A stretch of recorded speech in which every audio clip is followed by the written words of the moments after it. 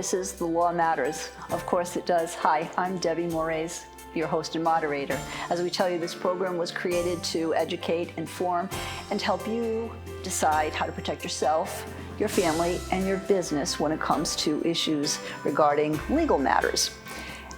It's information and resources that may help you decide that you can handle some issues yourself, and hopefully will help you do that. If you do decide to retain outside counsel, you'll be better prepared to work with whomever you select. As always, our goal is to help you to achieve the best possible results while saving time and money. As always, we want to welcome and thank once again Attorney David Bazar from the Bazar & Associates law firm in East Providence, who continues to weigh in on all of our issues and share legal information with us. So today, we're going to be talking about contracts. The simple definition, a promise that the law will enforce. It's an agreement between parties. We're going to be reviewing some of the basic elements. And when it comes to basic things, simple things, it probably ends right there.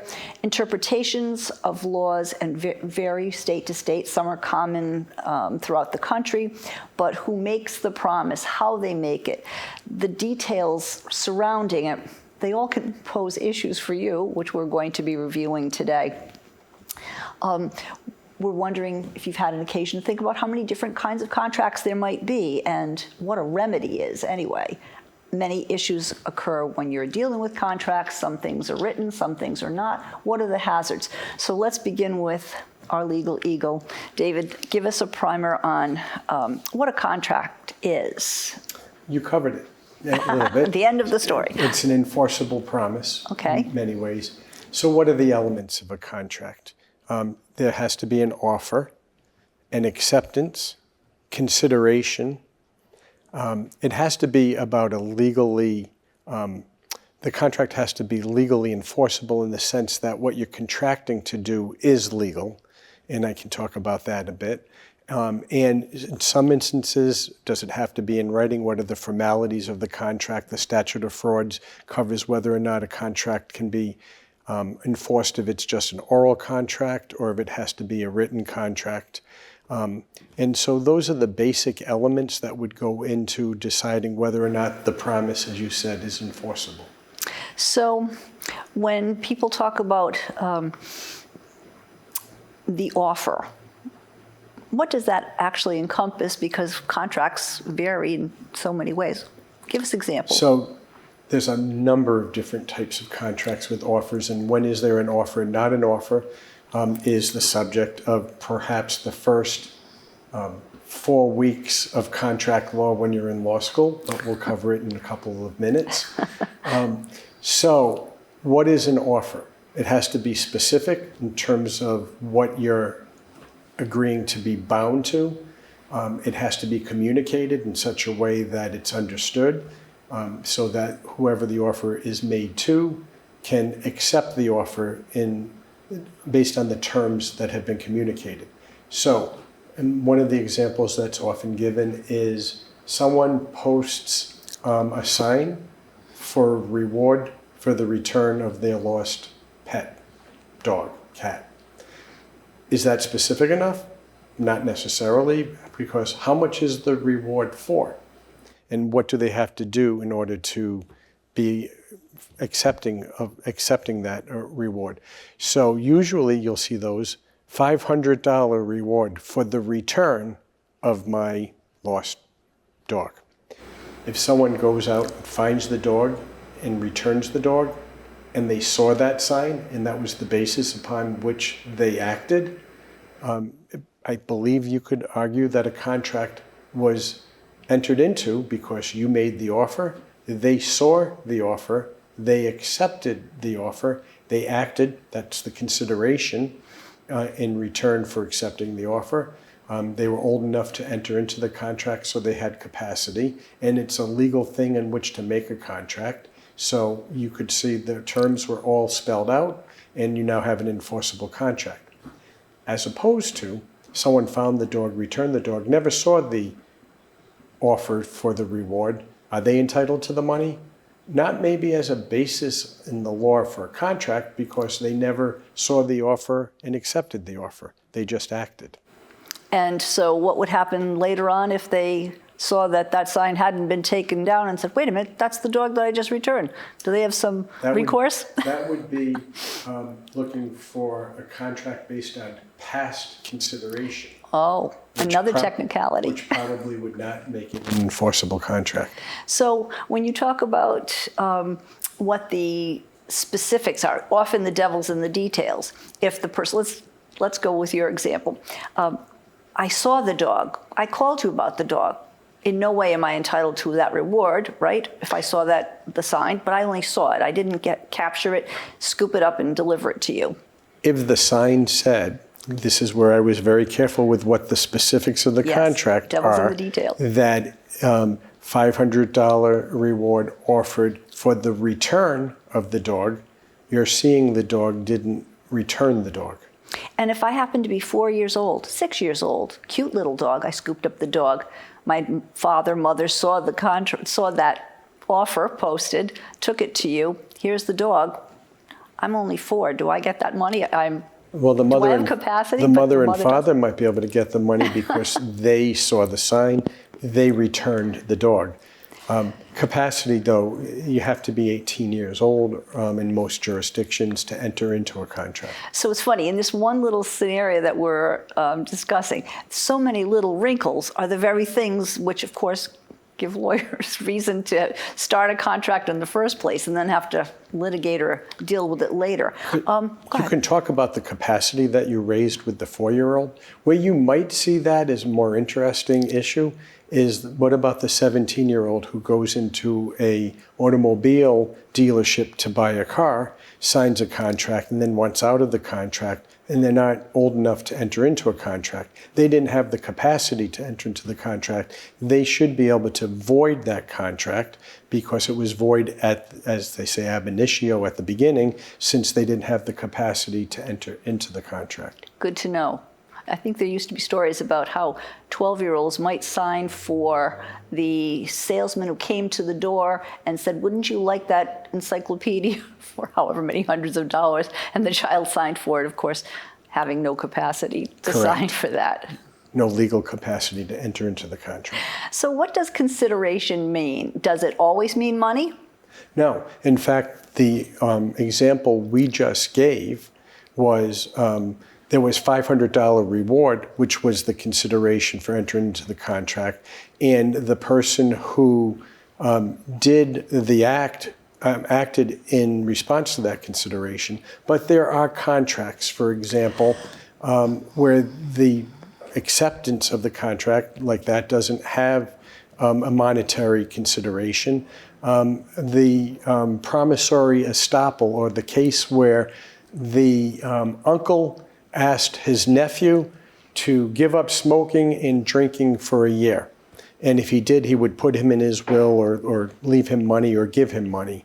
And the nephew had a legal right. He was old enough to drink, and he was allowed by law to smoke. So he gave up his legal right to drink and smoke, which was considered consideration for the promise of the uncle to give him money. So it's something of value. Consideration has to be something of value that either has some value, a peppercorn they used to say, or you give up a legal right to do something as the consideration. Maybe now is a good time to talk about, what about the idea of it's going to be a gift? I didn't write that contract, says the uncle. Right. So the uncle is saying, my offer wasn't a contract, it was a gift. And I was going to give you a gift. And the nephew says, yes, you offered to give me a gift based on my promise to not drink or smoke.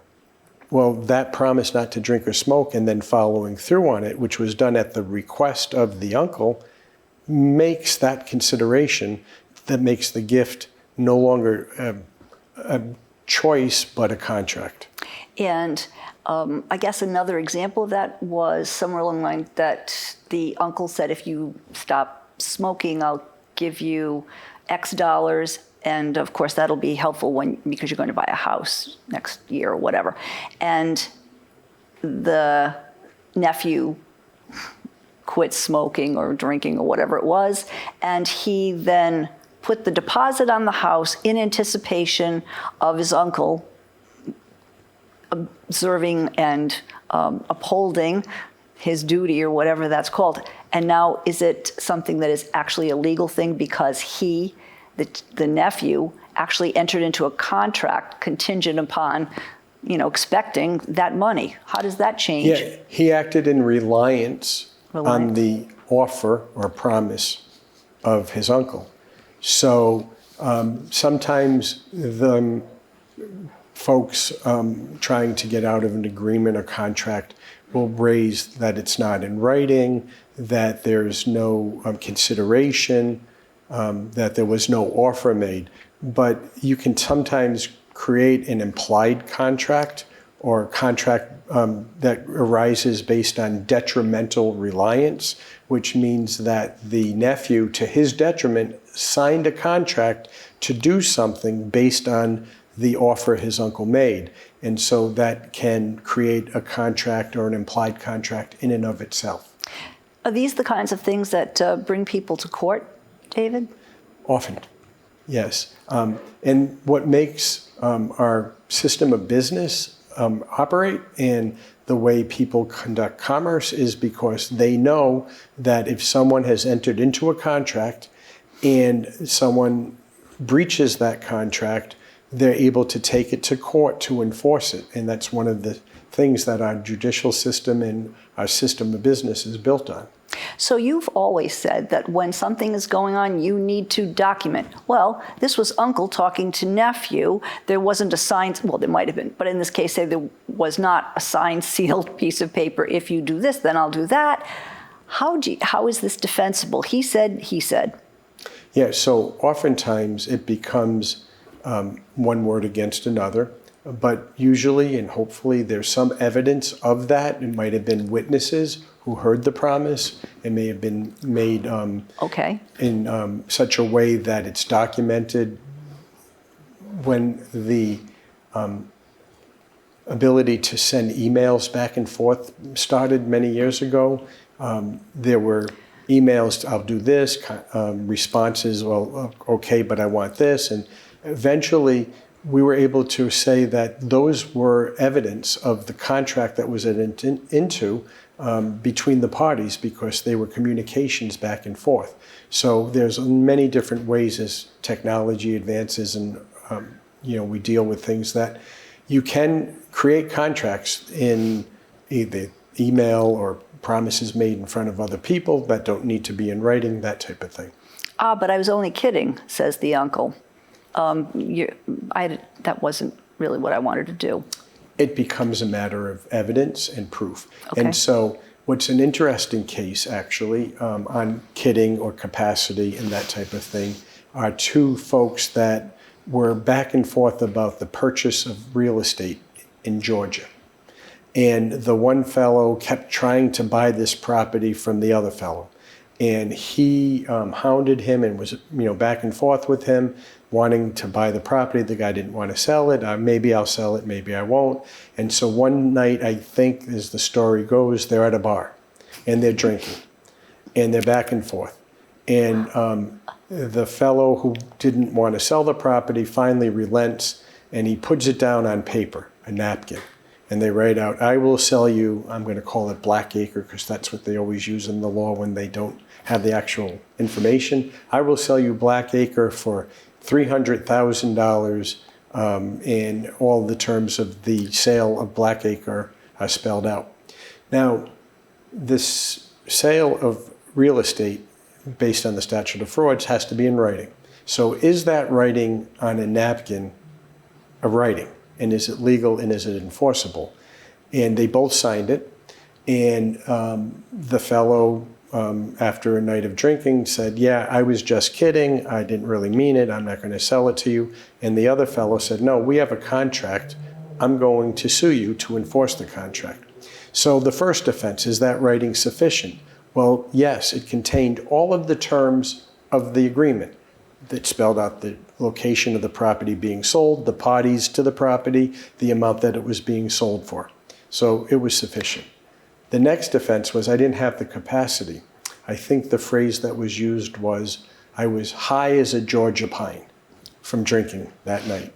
Well, actually, the court found that you did have the capacity because you knew exactly what you were selling. You itemized it. The price, you signed it. And the price was actually more than they had been talking about as they were negotiating back and forth all that time prior. So obviously, you had enough capacity to understand what you were signing, and the amount was reasonable, so it shows that you really weren't affected that much by the alcohol because you actually negotiated a higher price, and so on and so forth. So capacity wasn't an argument.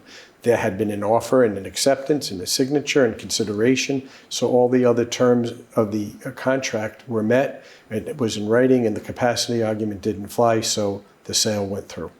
So if each did end up having a lawyer, might a lawyer be able to find some element within that paper napkin contract that was a little bit shaky, or there was a loophole or whatever, and on the other side, the person who wanted to make sure that that deal went through would probably, defend just as you just did. Would it be worthwhile when you see this to ever try to defend that person who was half in the bag or on his way to be doing this? Is that defensible at all? Well, in fact, they did both have lawyers, as I recall the case, and they both made great, very strong arguments about the capacity, about the writing not being sufficiently legal, about whether there are other terms that needed to be in a contract for the sale of real estate.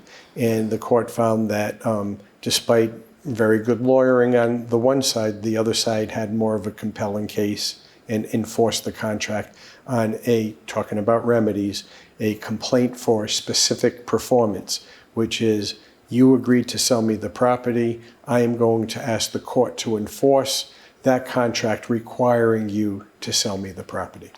Okay, so now that you mentioned the word remedies, there's a breach, there's a broken promise, someone didn't fulfill it, whatever the other terms are, there are damages. And you're just saying, make good on this. There are other kinds of remedies or other kinds of damages that have some consequence or some kind of punishment, punitive damages or whatever. Go through who's entitled to that and under what kind of conditions, David? Generally speaking, you're entitled to be compensated for whatever loss you have as a result of the breach of contract. So in that case where the remedy was equitable, specific performance, your damage would be you didn't get to buy the property. The court enforced it so you could buy the property. On the other side of that coin, if you breached the contract and you didn't pay for the property, you might be entitled as the seller for, we oftentimes put in a contract, liquidated damages, the deposit. You might be able to keep the deposit, for example, among other remedies. If I were selling you a bushel of corn for $100 and my profit was $30 and you breached the contract and didn't buy the corn and I was out, I would be entitled to those damages as a result of your breach of the contract, which might be my lost profit if I still have the corn. And I could still sell it if it didn't go bad. So it's really a calculation of what are my actual damages as a result of your breach of the contract. What I'm not entitled to is punitive damages because a breach of contract doesn't rise to the level where someone is going to be punished for breaching the contract. They're just going to be held to the terms of the contract and whatever the damages are as a result. There is one other case that goes back to Old England, Hadley versus Baxendale, where the question was, could you also sue for consequential damages? In that case, it was a fellow who had a mill that, let's say they ground wheat, and they had one wheel, and it was out for repair, and the repair was taking too long or it wasn't done effectively. There was a breach of the contract for repair. So the mill owner couldn't operate and he lost profits from not operating. And you could get consequential damages if it was foreseeable and the parties, understood each other's position and knew that that was a possibility. However, back then in Old England, it was expected that maybe you had a backup wheel and you could continue to operate, so it wasn't foreseeable, so they may not have gotten consequential damages in that case. Don't hold me to all of the terms of that case, because that was 1981. Seems like yesterday. When I took the case. The case was probably back in the 16 or 1700s. Fair enough. So we've talked about injury and damages, personal injury and damage, and pain and suffering. There is no such when it comes to damages and Not remedy in here? contract law. It's again, it is what are your actual damages as a result of the breach of contract? Let's talk about, there's something called a contract of adhesion and these contract forms, and someone's being under duress and under what terms. Let's explore that for our viewers. Okay, so typically a contract of adhesion is one where the parties don't have equal bargaining strength and they can't negotiate each and every term of the contract. So you might see those in today's world. Let me go back to my world. In my world, you might have seen it on the back of a piece of paper you're signing to buy a car, where there's hundreds of terms of that contract that are pre-printed on the back side of the paper that you can barely read. And you can't say to the car dealer, take that out. I don't want to agree to that term. So you don't have the bargaining position to do that. Today, it's those click-throughs oftentimes on the internet. So if there are terms in there that are unreasonable and the court finds unfair and that parties could not fight with each other or negotiate, I really should say, with each other those terms, they may say that those terms may not be enforceable. So what about under mortgages? Can you use that as an example, perhaps? Yeah, so oftentimes there are terms in a mortgage that, what are they, 20, 30 pages sometimes, depending on if it's a commercial or a residential mortgage, that go on and on and on and on. And again, those are terms that are part of sort of a take it or leave it situation. And most of those things will be enforced, but usually at the closing, the attorney will go through it with you. Most times the attorney will say, this is the mortgage, and what this basically means is if you pay, you stay. If you don't, you won't. That's pretty clear and concise, isn't it? Yeah. What about what happens when people enter into contracts and then later say, shouldn't be legal because I was under duress? Right. How does that play out? Yeah, so that is kind of, did you have the ability to enter into the contract capacity? I didn't have the capacity to enter into the contract because I wasn't able to exercise my own free will. There was undue influence or duress or some other form of adversity that made it impossible for me to exercise my own free will. So the extreme example of that would be there's a gun to your head, literally. Literally. Sign the contract. That contract hasn't been entered into freely. So there wasn't a meeting of the minds because you didn't have the ability to exercise your own free will to do that. What about in an employment circumstance? Here, sign this contract. And if you don't agree to not compete, or if you take clients with you or whatever,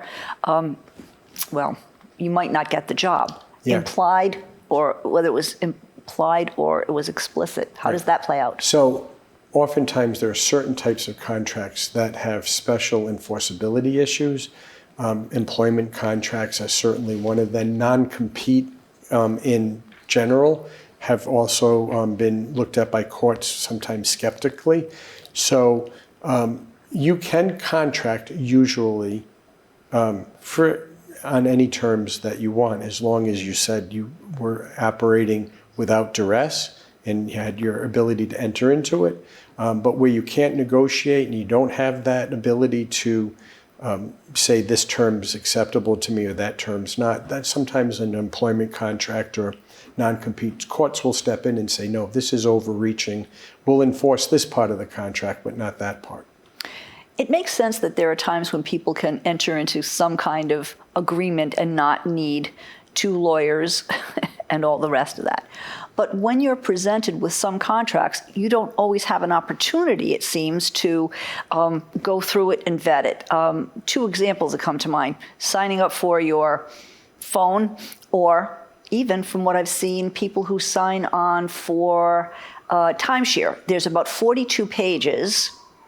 And no, you're not under duress. You don't have to sign it. But if you don't, you're not getting the whatever that is. How do you work your way around that? Some of these seem so absurd. Yeah. Oftentimes, you don't really have the ability to negotiate. So it's either you want it and you're willing to accept those terms and hope that they never come up, or if they do, that maybe certain terms aren't enforceable, but I would never rely on that. So if you're going to buy that timeshare, it's sort of like caveat emptor, buyer beware, because you may be getting terms that you can't negotiate. If you have the ability to take it to a lawyer and let the lawyer review it, at least understand what it is that you're getting into. But that happens in many different types of situations. So give us a tip or two. So honestly, when you sign a contract, don't you have 3 days to do some things? Certain contracts you do. Like check with the lawyer afterwards? Yeah, I mean, oftentimes, for example, a refinance on your house, there's a 3-day or whatever number of day right of rescission where you can say, nope, I changed my mind, I don't want to go through with it. There are other contracts that you may sign that give you a certain period of time to review it. Some give you a period of time to review it in advance. So an employment situation where you're leaving and there's going to be a severance package, they often have to give you, I think by law, the package in advance with all the terms to take to a lawyer, so you have the opportunity to review it before you sign it. So absolutely, if you have that ability, take advantage of it and have it reviewed, know what you're signing, know what the terms are, know what's most likely enforceable if it ever came up, and understand your rights. So in the course of doing business, let's get a free tip from David, the lawyer. What things, if you are presented with a stack of papers and you want the thing, but you're not sitting reading 4-point mouse type, what should you look at as you have to go through this quickly? What are the key things that you should, arbitration clause, what are you supposed to look at that could really be especially problematic? So the problem is, every situation is somewhat different. If it's a timeshare, it's different than a contract for a lease on a car. And so some of the standard things that you might see in there that would be of concern to me is there might be an arbitration clause. I actually don't have a problem requiring the arbitration. My problem is when they require the arbitration to be in California when you live in Massachusetts or Rhode Island, and it has to be in person. I mean, we do Zoom now. Yes. We should be able to have terms in there where, we'll agree to an arbitration. It may have to be by Zoom or however, you can do it remotely. There are certain timeshare things that I would want to know, how often can they raise the maintenance fee, I think it's called, and what are the terms that go into that? Anything that's going to cost you money or affect your ability to use it or how you're going to use it. Like, you can use your 3 weeks whenever you want, except you can't use it when, it's high season or Christmas or whenever it is you'd want to use it. At least have an understanding of what the things are that would hinder or impair your ability to use whatever it is you're buying, and what are the remedies that you would have to go through, what is the process to go through to rectify that. Good, and very succinctly done. Thank you so much. We hope that this has been helpful to you. We hope that you will continue staying tuned to The Law Matters because it matters to you. Thank you for tuning in.